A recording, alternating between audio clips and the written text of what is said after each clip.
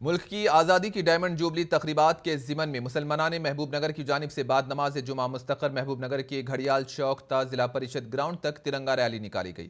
Rally ضلع پریشد ground پہنچ کر قومی ترانے کے ساتھ اختتام پذیر ہوئی۔ اس ریلی کے موقع پر مسلم قائدین نے بات کرتے ہوئے کہا کہ ملک کی آزادی میں مسلمانوں نے بڑھ چڑھ کر حصہ لیا تھا۔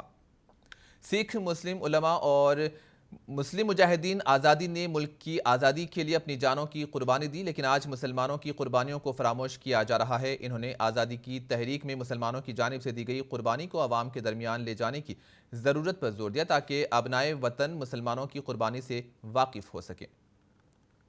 انگریزوں کے خلاف جدوجہد میں نہ صرف مسلمان قائدین بلکہ تمام علماء کرام پھانسی کے پھندے پر چڑھنے پر گوارہ کیا، لیکن غلامی کو گوارہ نہیں کیا ہے۔ دہلی سے لے کے پاکستان تک ہر جھاڑ پہ مسلمان مجاہدین آبادی کی نعشیں لٹکی گئی علماء کرام کی، لیکن انہوں نے پرواہ نہیں کی۔ لیکن جب بھی موقع ملا فتویٰ دیتے گئے، لوگوں کو ہندوستان زندہ باد کا نعرہ دیتے گئے اور ملک آزاد ہو گیا۔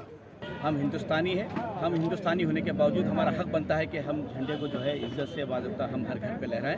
آج جو ہے ہر ہندوستان میں ہر گھر پہ جو ہمارے بھارت دیش کا جو ہے جھنڈا لہرایا جا رہا ہے، بہت فخر کی بات ہے۔ ہم ہندوستانی ہیں اور ہمیشہ جب تک دنیا قائم رہے گی ہم ہندوستانی ہیں، ہم ہندوستان میں ہی رہیں گے۔ ہمارا ہندوستان ہے، ہم کو کوئی ہندوستان سے الگ نہیں کر سکتا۔ یہ ہمارا حق بنتا ہے کہ برابر جتنا کانسٹیٹیوشن جتنا ہے امبیڈکر صاحب نے لکھا تھا اس کے برابر ہمارا حق ہم کو ملتا رہے گا۔